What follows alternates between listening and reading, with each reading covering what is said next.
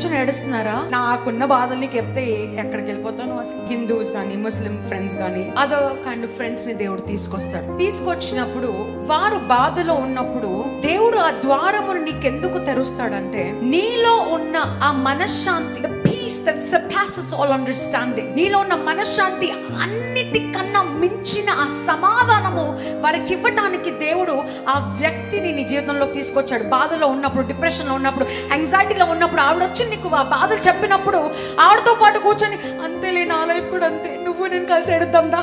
ఆవిడ అస్సలే డిప్రెషన్లో ఉందంటే డిప్రెషన్ హోల్ స్క్వేర్ ఆర్ ఇన్ఫినిటీలో పెట్టేస్తున్నావా? దేవుడు ఆ ద్వారం ఎందుకు తెరిచాడంటే మన జీవితంలో మన చుట్టుపక్కల కష్టాలు ఉన్నా సరే మనలో ఒకటి ఉంటది, సమాధానం. ప్రపంచం కొట్టకపోయినా ఆయన మనతో ఉంటే మనం నడవచ్చు, ఎగరొచ్చు అన్న ధైర్యం మనకు ఉంటది. ఉంటదా? హల్లెలూయా. అది దేవుడికి తెలుసు మనలో ఆ శక్తి ఉంది. అందుకే నమ్మితే చాలు నీవు పొందుకుంటావు శక్తిని, నమ్మితే చాలు నీవు పొందుకుంటావు శక్తిని, యేసయ్య నామములో శక్తి ఉన్నదయ్యా,